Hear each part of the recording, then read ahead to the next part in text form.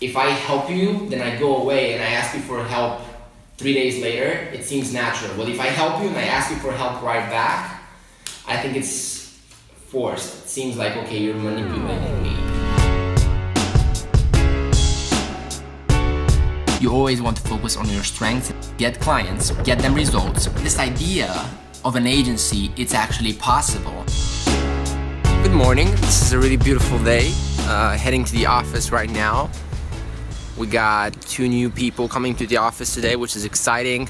So let's go. Okay, so every single Thursday, I have all these crazy ideas during the week and I note them down, and most of the times I will have like 15-30 minutes with you guys and with the whole team every week to kind of tell you what I'm thinking of and what ideas popped into my mind, so that you guys can take them and use them in your design, in your managing, in your ads, in your strategy, in whatever it is. I was looking at some videos on Facebook and they were like having like 50 million views, and they all had a similar thing happening. They all put people in really intense states. So here's what I mean by that. They had like a video that was telling you like how bad you're eating or something, and at the end of the day you felt like this intense state that it's really easy to change when you have that. So let me explain.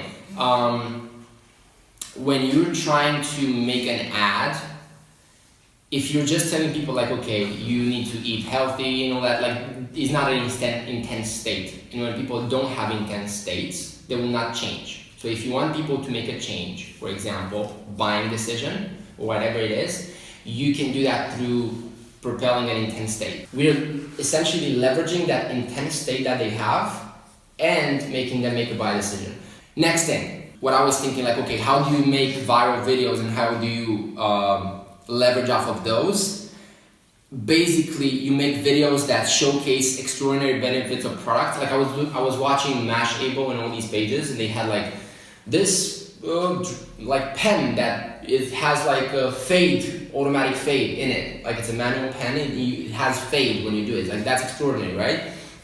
So that had like 50 million views. It was not promoting the website directly, but if they were smart, which they're not, but if they were smart, they would be retargeting those 300,000 people from the 50 million that have watched the entire video with those pens. So that's basically how it works. You can make a viral video that shows like extraordinary benefits of the product, which is really good if you have them. People will share, people will comment, then you can retarget those people with an ad and you can make people take action. Why would you not make them take an action on that specific video? I think it's just reciprocity. If I help you, then I go away and I ask you for help 3 days later, it seems natural. Well, if I help you and I ask you for help right back, I think it's forced. It seems like, okay, you're manipulating me. And that's natural. So let's do it the natural way. Next, I was looking at Facebook and something really interesting popped up. There's some really interesting features with the birthdays aspect of things. You can target people that have birthdays in the upcoming 30 days, which, think about it, you can make a campaign for every single client you're doing. Like, it's your birthday this month. Here's a 10% discount. Or you're our buyer and it's your birthday. Perfect timing. This is our gift, 10% discount, whatever it is. I think it's an evergreen thing because people will only see it once, but you actually will, like it's so much goodwill attached to that. So I think we should apply this to all our clients. Have a birthday ad, either for buyers or for, I would say not website visitors because it's like they haven't earned it. But if you have like 10,000 buyers, if you have like 5,000, 1,000, whatever it is, just make an ad, simple, like it's your birthday, here's our gift, 10% discount, right? And like you can do that, it's extraordinary. Then you can add a discount for buyers. I said this. Close friends of people, men with birthdays. So here's some guilt ads right here. You can target people that are close friends with people, close friends. So close friends, not just friends. And it's like you are close friend based on some things. So you can target people that are close friends with people, men or women that have birthdays in either the next 0 to 7 days. Like get your, and you can even say close friends with women who with birthdays in the next 0 to 7 days, and then in a relationship.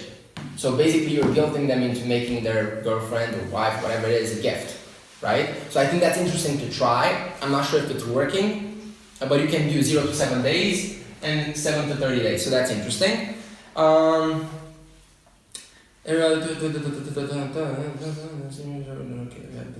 Okay.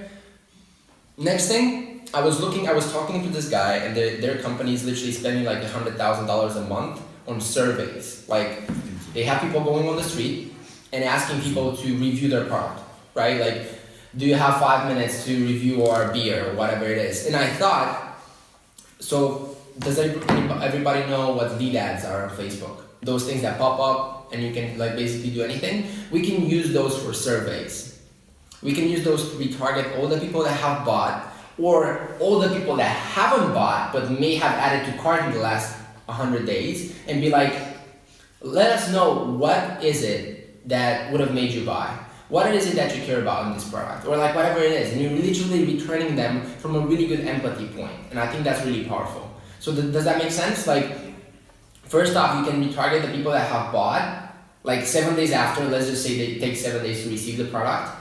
Like, thank you so much for ordering for us. What made you buy? And let us know how we can improve our experience. Like something like that. And it's literally free. Like, it costs no money. I mean, it costs like 20 cents per lead or something, but it's no money. So I think it's a really good tool for surveys. You can use it for anything. You can use it to generate leads, whatever it is. And you can also, I would do it, is people that have added to cart, man. People that have made an interest into your product and have not done anything in the last 30 days or whatever it is.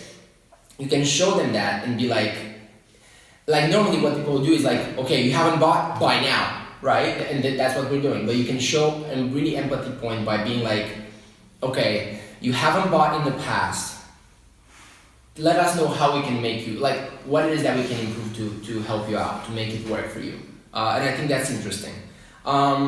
Next thing, this is not released yet, but I've seen it only once. You can do DPAs for targeting. Essentially what a DPA is, so that makes sense for you as well.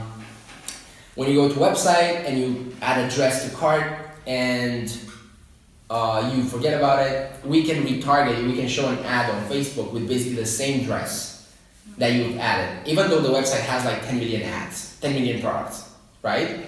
So if you've added a dress and she added a dress and he added a dress, you would see a different ad based on what you did.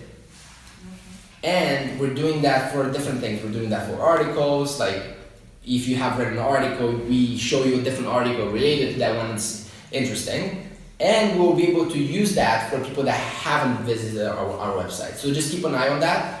On the DPA section, when you're going there, you will see two sections, like select this to retarget people and select this to target new people.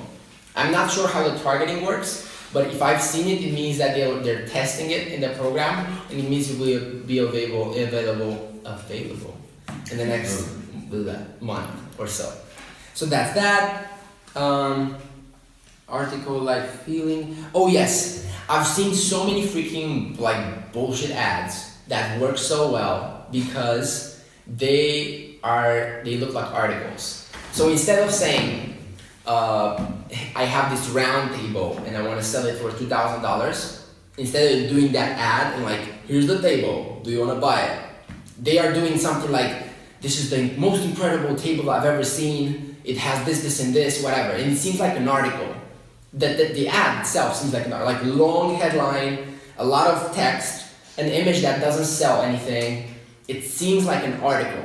And then people click it and it's just a page where you can buy the table. So it's nothing like an article, but people still share it, buy it, or whatever it is. So I think it's interesting because my opinion is when you do the article play and it seems like an article, or whatever it is, and you can do that a lot because you have an extraordinary product, right?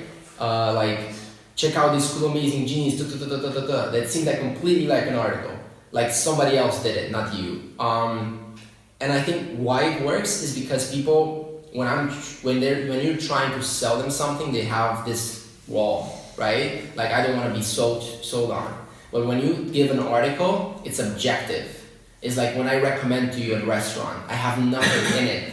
So it's why would I recommend you the bad restaurant, right?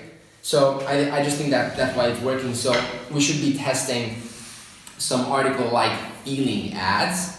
And next, after talking with my brother and watching those 2 videos that I've sent you, he said that it's a lot easier for the Facebook algorithm if you do lifetime budget instead of daily budgets, which is interesting. Have not tested it, never have tested it before. He said that it's easier on the algorithm because you're basically giving room for Facebook to spend more money today if it's working and spend less money tomorrow if it's not working.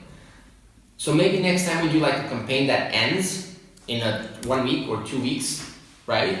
I don't know, maybe we should do it, for the ad that we're doing, do a duplicate of them and have a lifetime budget and see how they're working. Maybe they're working better. I don't know, never have tested them before. And that's it. And now I better go. So I'm thinking about making a series of marketing Thursdays, and essentially I will go every single Thursday and walk through essentially record the meeting that I'm having with my team and go through some marketing principles, things that I'm thinking of, and all those things. So probably gonna make that a series. Let me know if that sounds good to you, and I'll probably do it anyways and see how it goes. So yeah. Ce vreau să discutăm astăzi și să vă explic din experiența mea cum naiba funcționează orice opții. Contingențele astea se întâmplă, în teoria mea, atunci când mergi într-o direcție cu 100% încredere, lucrurile o se întâmple pentru chestia aia. Lucrurile o se întâmple pentru chestia aia. Lucrurile o se întâmple pentru chestia aia.